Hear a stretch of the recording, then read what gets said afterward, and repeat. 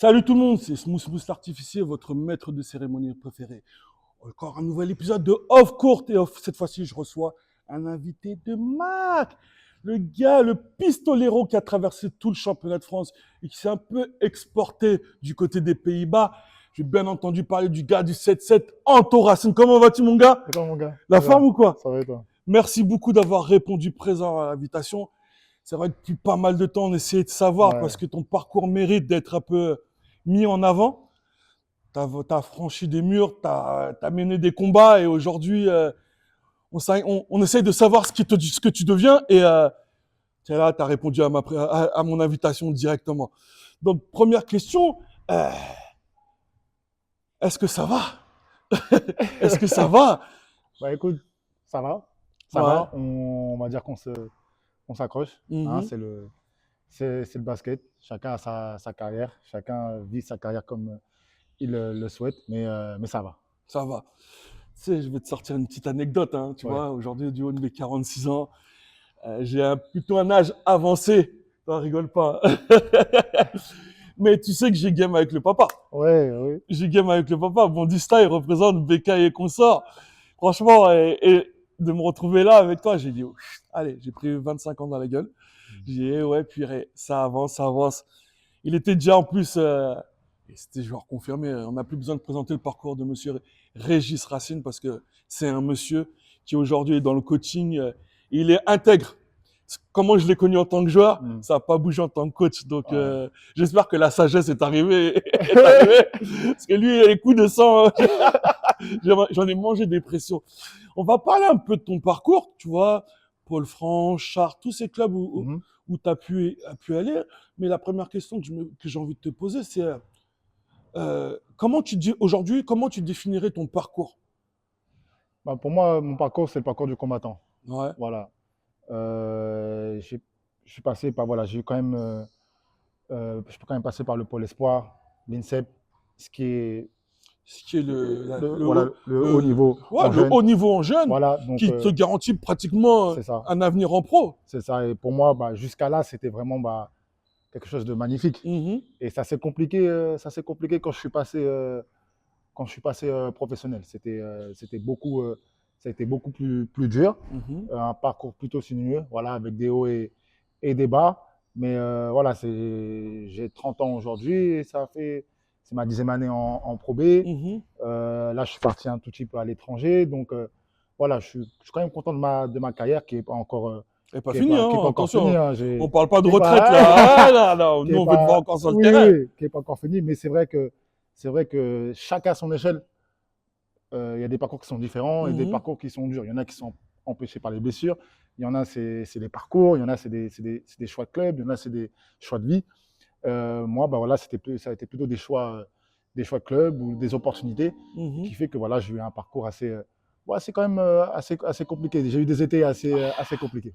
On a pu voir, on a pu voir ça, on a pu voir ça. Moi, ce qui m'interpelle, c'est que tu as un peu parlé des parcours de certains qui disent ouais, moi, eux, ils ont eu des difficultés sur les choix des clubs, tout ça. Mais j'avais l'impression que toi, contrairement à tout ce beau monde-là, tu maîtrisais rien. Tu maîtrisais rien. Est-ce qu'on pouvait dire que tu n'étais pas un joueur performant? Je ne pense pas. Est-ce qu'on pouvait dire que tu étais une tête à con? Je ne pense pas. Est-ce qu'on pouvait dire que tu avais un sale caractère? Je ne pense pas. Est-ce qu'on pouvait dire que tu étais ready pour jouer en pro? Tu vois? Mm. Ce genre de questions-là, à un moment, ça interpelle. Et surtout quand tu es au travers de toutes les piges que tu réalises, c'est pas des piges à 2 points, 3 points. Mm. Si on se met au ratio temps et points, c'est des stats d'un starting five. Mm. Et comment toi, tu le ressens à ce moment-là, quoi? Parce qu'à un moment, je sais que tu peux pas créer l'injustice. Parce que Ouais, tu es ouais. un pro, tu sais que c'est le game. Mais à un moment, le mindset, il en prend un coup. Oui, il en prend un coup. Il en a toujours pris un coup. C'est quand même assez frustrant. Voilà, j'ai fait des piges notamment à Blois, à Chartres, à Nancy, où Mhm. j'ai fait des piges dans des bons gros clubs de Pro B et ça s'est toujours bien passé. Mais le plus dur, c'est de pas être reconnu. Le Bien plus sûr. dur, en fait, c'est de ne pas être reconnu parce que je suis quelqu'un qui travaille beaucoup. Mhm. Enfin, j'ai été éduqué comme ça. Ah, Donc, tu bien sais, sûr. Tu pouvais pas faire je ne pouvais autrement. pas faire autrement. J'avais pas le choix. T'es pas né Oui, avec une cuillère en or à la bouche. j'avais Ça, pas le je peux choix. te le confirmer. J'ai mangé les séances. J'ai pas le choix, Mais voilà, c'est frustrant, mais au moins, je sais que quand je me regarde dans la glace, je sais qui je suis. Mhm. Je sais qui je suis, je connais mon talent, je connais mon éthique de travail. Il y a des coachs qui m'ont déjà laissé la chance et ils ont été satisfaits de ce que j'ai apporté et je sais ce que j'apporte. Et je Mhm. sais et les gens savent ce que j'apporte. Ah, clairement. Après, voilà, je ne contrôle pas tout. C'est le game après, ouais. Il y a des choses que je ne contrôle pas et ça, maintenant, aujourd'hui, je commence vraiment à le comprendre et c'est vrai que j'ai quand même lutté avec ça pendant une bonne partie de ma carrière. C'est un peu des fantômes. C'est un peu des fantômes à chaque fin de saison à se dire ouais, qu'est-ce que je vais faire l'année prochaine? Est-ce que Mhm. je vais trouver rapidement? Il n'y a aucune raison qu'on m'appelle pas, que mon téléphone ne sonne pas. J'ai fourni, j'ai taffé. Mhm. J'ai fourni, j'ai taffé. Et le game, sachant qu'on est un tournant du basketball français où, j'ai envie de te dire, des fois, j'ai l'impression qu'on va chercher vraiment en français. On se dit, mais oh, je suis là. Ma phase de stat, elle est là. Je vous ai montré de quoi je suis capable. Pourquoi mon téléphone ne sonne pas? C'est interpellant. C'est Ouais, interpellant. voilà. C'est vraiment interpellant. Et la question que j'ai envie de te poser, c'est vraiment, toi, quand tu arrives en pige, déjà d'une, je suppose que tu fais quand même déjà des concessions financières Mhm. pour jouer. Et est-ce que à ce moment-là, tu as l'impression qu'on te fait un geste de charité ou c'est vraiment pour des besoins? J'ai envie de dire que à chaque fois que j'ai fait des piges, c'est parce qu'ils avaient besoin de moi. Mhm, Et c'est vrai que sur ça, j'ai toujours été prêt. Je savais pourquoi on m'appelait. mhm. Je savais pourquoi on m'appelait. Généralement, c'était pour mettre des tirs à 3 points. Et Quand, ça, quand voilà. tu as la flèche, tu as la flèche. Voilà. Et ça, j'ai dit, bon, bah, j'accepte ce rôle-là. J'accepte ce rôle-là. Mhm, Je, je suis pro depuis 12 ans maintenant. C'est un rôle que j'ai ici, en France. On m'a catalogué comme ça. Je mhm. suis sorti d'INSEP, on m'a catalogué comme ça. C'est comme ça. Il y a des endroits où on te met un peu dans des Dans boîtes, des cases. dans des cases. Ouais, Pour certains, il y a des exceptions, ils s'en sortent. Pour d'autres, c'est compliqué. c'est un peu compliqué. Et Mhm. je fais partie de ceux où c'est compliqué. Souvent, je fais des tournois l'été, souvent, je vois mes amis qui sont en Euroleague, en Pro A et tout, ils me disent, Putain, Anto, Ça frustrant. doit être, c'est frustrant Ouais, ça. ouais, c'est Quand tu frustrant. vois tes gars qui te disent, oh, mais Anto, t'as ce plat, elle est pas là. C'est pas par charité chrétienne qui te dit ça, tu Ouais, vois. ouais. Ils te parlent parce que c'est tes frérots, ils te parlent franc, quoi. Ils parlent français et qui te disent, ouais, mais ta place, elle est pas là. Mhm. Ta place, elle est pas là. Et c'est vrai que c'est pas facile à vivre, mais au final, le plus important, c'est d'être épanoui soi-même. Et Faut être, moi, si t'es en paix avec toi, et c'est ce que je cherche là aujourd'hui. hmm, C'est ce que je cherche. Et puis après, peut-être qu'un jour ça viendra, peut-être pas. Mais en tout cas, je sais que je donne tout et que je fais tout ce qu'il faut pour y être. on sait que tu as tes qualités de shoot extérieur, tu Mhm. vois. On sait que tu as tes qualités de shoot extérieur, mais à un moment, toi, moi, je t'ai vu plutôt playmaker, je t'ai vu plutôt vu créateur, d'avoir la gonfle. Là, d'être en attente, de courir. Est-ce qu'à un moment, ça te casse pas les bonbons parce que tu sais que tu as d'autres qualités? Mhm. Bah, c'est marrant que tu me dises ça parce que c'est vrai que plus le temps passe et plus on m'a mis dans un rôle de receveur, shooter, finisseur. Mhm, Alors que c'est vrai que avant, j'avais beaucoup la balle en main. Je crée. Après, comme je disais, c'est que c'est les choix des coachs. c'est le game. C'est le game qui fait ça. Par exemple, j'ai beaucoup entendu dans ma carrière que je ne défendais pas comme mon père. Ça, les premières choses quand je suis arrivé professionnel, ou même Là, quand je suis arrivé là en tu équipe de as France. anticipé ma future question, mais Ah, vas-y. excuse-moi. Non, mais vas-y. Mais déjà, ma propre création à moi, elle s'est déjà créée par ça, en fait. Mhm, Il fallait déjà que je lutte contre ça, uhum. contre l'opinion des personnes. L'opinion des personnes qui ont vu ton père ou qui ont entendu Voilà, parler de ton père. déjà. Et moi, c'est Anthony, moi, je suis pas Régis, Ouais, clairement. déjà. Et déjà, ça, fallait se battre contre ça. Ouais. Et ça, je me suis battu ça toute ma carrière. Mais j'arrive. Est-ce que ce nom-là, je ne vais pas dire, est-ce qu'il est lourd à porter, mais est-ce que ce nom-là, à certains moments, a été un frein pour ton évolution personnelle? Je peux pas être plus fier d'avoir un nom comme Racine. Ah, bien sûr. Je peux pas être plus fier. Mais je pense que dans ce Dans le milieu-là, regard des dans le autres. regard Hein. des autres, Ouais, dans le regard. dans ce milieu-là, je pense que oui, les gens ils avaient peut-être des expectations, comme on dit, Mhm, par rapport à moi, comment mon père jouait, par exemple. mhm. Ils ont dit, ah, mon père, c'est que c'était un joueur assez agressif, qui était Un joueur très d'impact, défensif, très défensif. d'impact. Oh là là. ses fils, on est un peu différents. À part Géné- un, on est un peu différents. Racine à Demensa, tu sais, Voilà, c'est une génération de joueurs. c'est ça. Quand ils défendaient leurs fesses touchaient le sol, tu C'est vois, ça. si tu descendais pas tes fesses là, déjà c'était vraiment problématique. Mais toi, tu t'es créé aussi, parce que le game a évolué. On peut pas dire tel père, tel fils, et que le fils va être comme le daron. Le fils a vécu une autre génération, C'est la ça. génération des combo guards, des playmakers, tout ça. Donc c'est compliqué de. Mais dans ta carrière, voilà, c'est triste qu'on en arrive à faire des raccourcis, alors que on est à une ère où il y a du scouting, Ouais, il y a des vidéos, on sait chacun ce qu'il vaut, on sait chacun ce qu'il fait, et que d'ailleurs, on espère ou on souhaite secrètement que tu aies certaines qualités de ton père, comme c'est si ça. c'était dans l'ADN. C'est ça. On respecte Papa Régis, hein, attention. Hey, il a charbonné pour en arriver là défensivement, c'est Ouais, pas ouais. inné. Hein. Ouais, ouais. Mais après, voilà, c'est. Est-ce que peut-être que aussi les gens oublient, c'est que mon père, c'était pas qu'un défenseur non plus. Hein. C'est ça aussi. Mais Donc voilà, on, chacun se construit, on chacun se aime construit à bien, sa tu as manière. parlé de cases, Voilà, voilà. on aime Moi, bien quand j'entends résumer. Régis Racine, c'est Defense. défenseur. Quand j'entends Anthony Racine, c'est alors les shoots de ouf, c'est les shoots à 3 points. Mais il n'y a pas que ça. Il n'y a pas que ça. Il n'y a pas que ça. Mais comme je te dis, bon, là, en France, on aime bien mettre un peu certains joueurs dans des cases. Et c'est pour ça que pour la première fois de ma carrière, et tu l'as vu, je suis parti à l'étranger pendant quelques mois pour finir la saison. Et c'était un peu une libération pour moi, humainement, mentalement, émotionnellement. Donc, On va en arriver, on va en arriver là. On va en arriver là. Euh, Quand je me rappelle à un certain moment, on échangeait énormément sur les réseaux sociaux et pas mal de gens qui te connaissent se demandaient, mais ouais, oh, vous avez un joueur arrière, shooter français, fiable, pourquoi vous l'appelez pas? Et ça a lancé des débats, des discussions. Et tu as eu cette classe de pas intervenir, de pas intervenir. Et donc, du coup, c'est pour ça que je suis venu te voir en MP. Et quand je t'ai vu arriver en pige à l'ASA, ouais. à l'Alsace, pardon, Alliance Sport Alsace, Alliance Sport Alsace, anciennement Souffle et Souffle Gris. et Gris. Souffle et Gris, que vraiment l'Alsace, ils ont vraiment construit leur projet.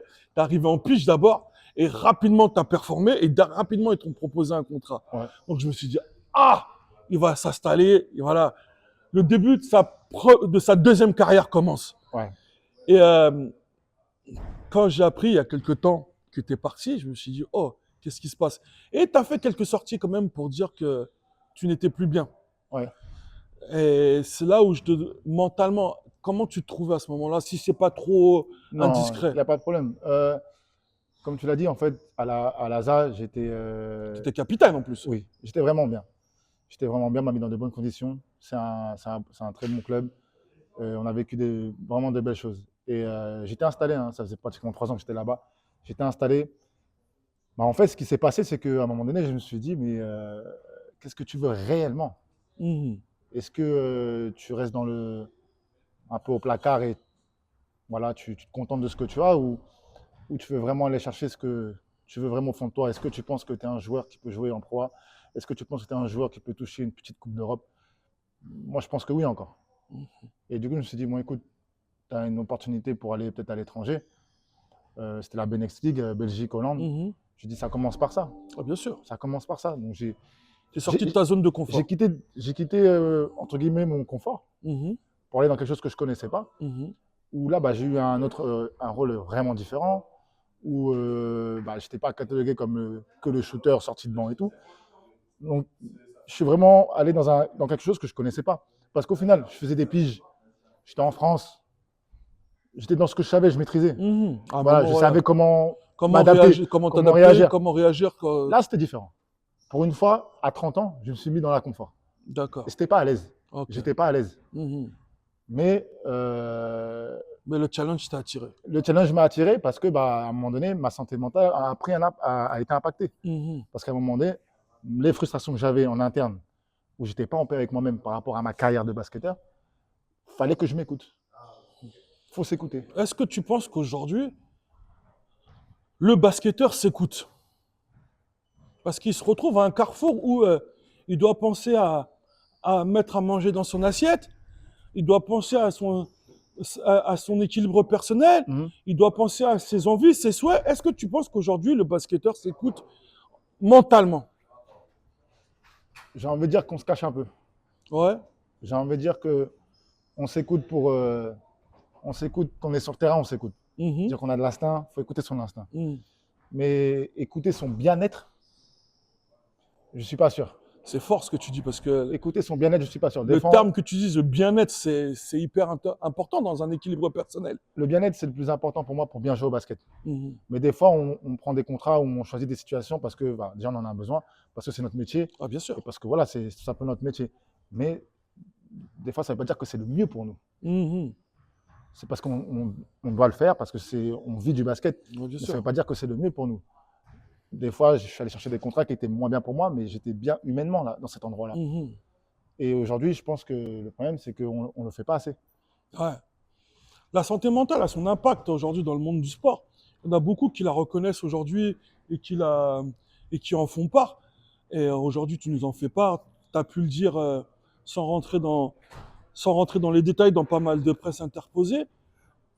Est-ce que tu penses que à vos niveaux professionnels, vous êtes entouré d'un staff qui puisse vous accompagner dans cette approche mentale?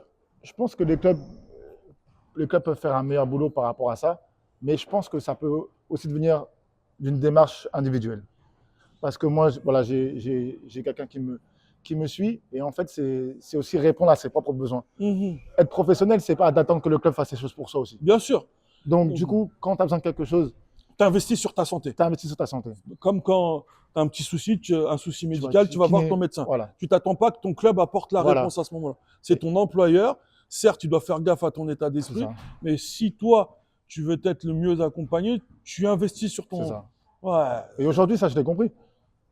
Et je me dis, punaise, j'aurais compris ça à 18-19 ans quand sorti d'INSEP. Mhm. Ça aurait peut-être été différent. Ouais, Mais ça, tu ne peux pas le ça, savoir. tu peux pas le savoir. On ne peut jamais le savoir. Bien Mais en tout sûr. cas, aujourd'hui, je le conseille vraiment de s'entourer de personnes qui nous aident à se sentir bien en nous, Mhm. bien avec soi-même et bien dans sa peau. Ah, clairement, ça fait partie de l'équilibre personnel. Et de toute façon, tant que tu ne seras pas en adéquation avec ton état d'esprit, le physique et tout le reste, rien n'avancera. Et c'est là ça va être le début de l'hécatombe. Tu peux sombrer dans des esprits, mais sombres, tu vois. Ouais. L'alcoolémie, les médicaments, te renfermer, alors que quelque part, tu fais un truc qui réunit quand tu partages le ballon, les Mhm. victoires et tout ça. Donc c'est vraiment dans des antipodes, mais il faut vraiment pas se laisser alpaguer par ses doutes, parce qu'on est réellement, on est continuellement mis en avant par nos stats, par nos réussites. On nous rappelle souvent que si tu fais pas ton game, bah ton contrat va parler pour Ouais. toi. Donc c'est pas forcément les meilleures situations à vivre tout seul. Ouais. Et comment ton père te regarde aujourd'hui en tant qu'homme? C'est Alors, mon père, je pense qu'il est fier. ouais. Il est, il est fier. Après, c'est vrai que c'est quelqu'un qui a toujours et qui est toujours exigeant. Mmh. Mais on a une superbe relation aujourd'hui. Et puis d'avoir un père qui est coach maintenant, qui était pro, franchement, j'ai toujours dit que j'avais de la chance d'avoir ça. Surtout il nous a suivis, qui m'a suivi, je me rappelle quand on était tout petit, hein, il était là au match, il filmait. Avec ma mère aussi, ma mère et mon père. Ma mère qui aussi qui était Ouais, professionnelle, qui était qui a joué, et ils nous ont suivis. Ils nous ont vraiment, un ils nous ont vrai vraiment cocon porté. familial, il vous a. On a un vrai cocon familial avec mes petits frères. Ah, on voit plus aujourd'hui évidemment avec les choses de la vie qui sont arrivées, mais on voit l'union Ouais, qu'il peut y avoir entre vous tous. Ouais, j'ai été à Reuil pendant un moment, j'ai ouais, vu ton frère faire la pluie et le beau temps là-bas, ouais, le patron, et même quand il revient aujourd'hui encore, il est ouais. accueilli parce qu'il a tellement donné. C'est vrai que ton frère, tes frères, il n'y en a pas un qui a triché sur le terrain pour Non, sans mouiller le maillot. Et ça fait appel encore à l'exigence, à la oui, marque oui, déposée de Monsieur Régis. c'est vrai. Monsieur Régis. Euh, quel regard portes-tu sur les jeunes? Parce que je suppose que beaucoup de jeunes, parce que tu fais des camps. Oui, je fais Tu des fais des camps. camps dans le 7-7. Ouais, À chaque fois que tu reviens de ta fin de saison, tu fais des camps dans le 7-7. Il y a beaucoup de jeunes qui viennent te voir. Tu les mets, tu essaies de faire part de ton expérience et de l'exigence que tu as eue. ouais. Et je suppose que certains jeunes sont venus te voir et t'ont dit ouais, j'aimerais bien être pro. Ouais. Et à ce moment-là, quel genre de réponse tu leur apportes? Alors, j'avais tendance à faire comme tout le monde, mais finalement, j'ai arrêté de dire qu'il faut juste travailler. Mhm. Non, c'est pas vrai. C'est pas vrai. C'est pas vrai. Il n'y a Donc, pas que, scoop, flash info, c'est pas vrai. il y a pas que le travail, parce qu'il y a beaucoup de gens qui travaillent. Mhm. Il y a beaucoup de gens qui travaillent. J'ai envie de dire déjà qu'il faut vraiment savoir ce qu'on veut. C'est savoir faire des sacrifices, bien sûr s'entraîner, bien sûr s'écouter, Mhm. se connaître. Mais quand tu es jeune, tu ne sais pas tout ça. Tu sais pas tout ça. Mais il faut savoir écouter. Il faut surtout savoir écouter Mhm. et s'écouter et suivre son instinct. Ouais. Et moi, quand je dis aux jeunes, c'est oui, il faut travailler, oui, il faut. Si vous restez après l'entraînement, ça va. Le travail paye toujours. Le travail, il paye. Le travail, il paye toujours. Mais être pro, il y a aussi une part d'opportunité. Il y a une part de chance. Il y a une Clairement. part d'être là Au bon endroit, au au bon bon endroit, moment. au bon moment, à faire des sacrifices. Si tu es un bon petit joueur et tu dois quitter tes copains et tes copines pour partir dans un autre club qui n'est pas à côté de chez toi, Mhm. il faut le faire. Voilà, c'est ça que je dis aux jeunes. Ouais, c'est très pédagogue. Au moins, je vais pas dire que tu leur mens parce que je pense que 99%, allez, voire 100% des joueurs pros, quand ils donnent un conseil aux jeunes, c'est pas des mensonges, ils le pensent Mm. vraiment. Mais c'est répondre à une question rapidement et c'est vrai que ces jeunes-là, ils vont, ils avalent vos paroles, ils avalent nos paroles. Aujourd'hui, on a un sport qui est populaire, Ouais, on a de la réussite à plusieurs niveaux, on a un nouveau joueur qui va mettre la France ouais, ouais. sur la map monde à un niveau où les gens sont pas prêts. Même les Carrés n'étaient pas prêts. Ouais, Tu là, vois, les Carrés n'étaient pas prêts. Donc ça vient scouter, ça vient s'inspirer. Les plus grandes nations d'Europe viennent voir les petits jeunes, Donc c'est rassurant quelque part de se dire que notre game et notre manière de faire est plaisante, non? oui, oui. Puis, je pense que maintenant, les gens, ils respectent la France. Et ils savent qu'il y a du potentiel, ils savent qu'il y a des bons joueurs. Maintenant, tout est médiatisé. Mhm. Donc forcément, ça aide aussi. Mais moi, j'ai aucun doute avec nos jeunes, parce il y a vraiment des talents aujourd'hui et ceux qui arrivent encore très bientôt. Ouais, pas faux, pas faux, pas faux, pas faux. On va parler un peu de ton aventure aux Pays-Bas quand même, Ouais. parce que c'est ce qui t'a redonné, on va dire, ce qui t'a donné du baume au cœur, qui t'a permis de te rééquilibrer. Ouais. Comment s'est passée ton aventure? Alors déjà, Déjà, comment t'es arrivé là-bas? bah, écoute, Comment t'es arrivé là-bas? bah, avec mon agent, moi j'étais vraiment concentré sur partir à l'étranger. Ouais. Et puis je connaissais l'assistant coach de cette équipe où j'étais en Hollande à Rotterdam. Mhm. Il me disait qu'il cherchait un joueur pour la fin de saison. Et vu que c'est le championnat avec les Belges et que c'était le moment où j'allais jouer contre les équipes belges, je me suis dit, ah, ça peut être intéressant. Et puis sortir de la France, Mhm. pourquoi pas. Donc du coup, ils m'ont mis à l'essai là-bas parce que Mhm. bon, à l'étranger, on ne me connaît pas. Ah Enfin, bah on ne oui. connaissent pas, ils Ouais, voient que ouais, sur une stat. c'est Voilà, ça. faut voir le joueur, mais il faut voir comment est la personne. Mhm. Donc du coup, je suis allé là-bas au début pour une semaine, j'ai fait un essai. Et au final, ils m'ont gardé, ils m'ont signé, donné mon contrat. Et puis franchement, belle expérience. Mhm. Mais belle expérience, surtout, j'ai envie de dire, humaine pour moi, parce que ça me permettait de retrouver la passion que j'avais peut-être un tout petit peu perdue Mhm. ici, ce feu qui est en moi. Donc ça m'a permis de retrouver ça. Et surtout que j'ai été considéré, que j'ai été mis en valeur, j'étais étranger. Donc je jouais, chaque match, je jouais beaucoup. C'était un autre rôle. Mhm. Donc c'était un truc en fait que je connaissais quand j'étais à l'INSEP par exemple. D'accord. Voilà. Ouais, Et c'est la première fois que j'ai eu ce rôle-là en pro. en pro. Je Dis dis donc mais pratiquement 15 ans après, quoi. ouais, je dis mais ah ouais, donc en fait, je suis pas que cantonné à je sais pas que faire shooter et rester dans un rôle de 15 minutes sorti de banc. Mhm. Je dis je peux faire beaucoup plus. Et j'ai aimé, j'ai kiffé, Donc, j'ai kiffé. on s'attend à une suite là-bas. Une Oui, suite là-bas ou à l'étranger. là-bas ou ailleurs. Ouais, ouais, ce sera sûrement Clairement, ailleurs, mais ton intervention, ils l'ont apprécié. ouais. Je pense que rapidement, ils ont voulu te voir. Rapidement, ils t'ont fait une offre. Maintenant que tu t'es dit que, ouais, je suis humble, je pense que je peux aller chercher une team étrangère pour performer encore à l'étranger, tu te mets dans cette Ouais, situation-là. ouais, je me mets carrément dans cette situation-là. Et comment il est le championnat là-bas? Alors, C'est quel style de basket là-bas? eh ben, c'est complètement différent de la France. C'est beaucoup moins discipliné. C'est C'est beaucoup moins discipliné. c'est beaucoup moins discipliné. En France, c'est En France, des fois, c'est trop des discipliné. fois c'est trop discipliné, mais là-bas c'est voilà, c'est des forts joueurs individuels.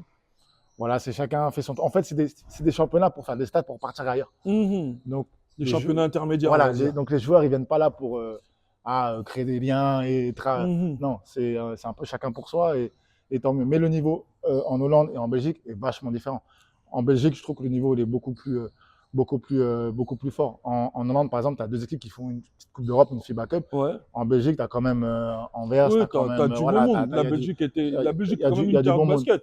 Et c'est nos voisins. C'est Donc, nos voisins. Mais c'était vachement intéressant d'avoir ces deux championnats réunis et de pouvoir se confronter à autre chose que j'ai jamais connu. est-ce que tu peux nous dire déjà si tu as eu quelques petites touches? Ah bah écoute, je j'ai pas encore de. Sans nous dire les noms. Non, non, Sans non, nous dire non, les mais noms. Nous, juste, on croise les doigts pour que ça se fasse. oui, le marché étranger, il est toujours un peu plus tard que le marché, Avec les JO en voilà, plus. que le marché français. Donc voilà, mais en tout cas, bien sûr, je vise la Belgique, tout ce qui est Italie, Allemagne. Voilà, c'est des Mhm. pays qui m'intéressent. Et puis voilà, j'ai envie encore de voyager et de voir où sont mes limites, parce que mes limites, elles sont L'Espagne. encore, oui, Espagne, bien sûr. Ah, ok. Mes limites, elles sont encore hautes. Donc voilà. Franchement, c'est juste un kiff de t'entendre. C'est juste un kiff de t'entendre et d'avoir cette rétrospection de tout ce que tu peux faire et cette prise de recul que tu as sur toi, l'humain, sur toi, le joueur, et sur toi, l'entertainer qui donne et qui donne et qui donne auprès des jeunes. Et j'ai envie de te poser la question. Après le joueur, qu'est-ce que tu deviendrais? Après, joueur, bah, en Est-ce fait, que y a un copier-coller, CTRL-C, non, CTRL-V, papa, coaching? il n'y aura pas de copier-coller. Après, j'aime bien entraîner les jeunes. Ouais. J'aime bien. En fait, j'ai envie d'aider les personnes à mieux se connaître. Hmm. Parce que je trouve qu'en fait, on ne le fait pas assez.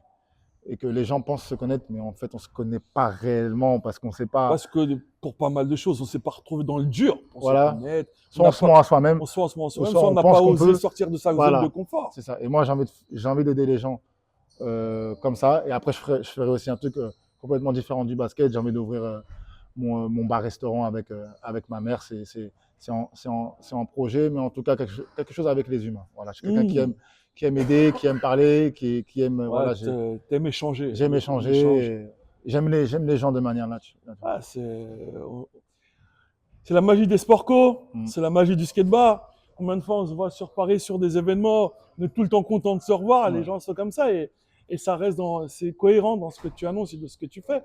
Et j'ai juste le souhait est simple, hein, bonne chance et en tout cas merci beaucoup de m'avoir accordé ce temps Pas de souci. pour podcast, pour off-court, pardon, pour les auditeurs qui aiment manger le parcours et qui quelque part ça peut faire écho auprès de plus jeunes, tu vois. Et voilà, personne ne sait qui tu es. Et pour moi, c'est une manière de rendre au basketball français ses principaux acteurs. Ouais. Et voilà, et je ne cesserai de tendre la parole, je ne cesserai d'échanger avec vous qui faites aujourd'hui le basketball français. En tout cas, merci beaucoup et je te Pas de souhaite souci. bonne chance pour la suite. Non, c'est mon gars. Merci C'est à cool. toi. Merci. Bon, voilà, vous avez vu, hein, c'était une émission. Moi, je vous donne rendez-vous au prochain podcast. Vous connaissez déjà, c'était Smooth Smooth l'artificier, votre maître de cérémonie préféré. C'est fini.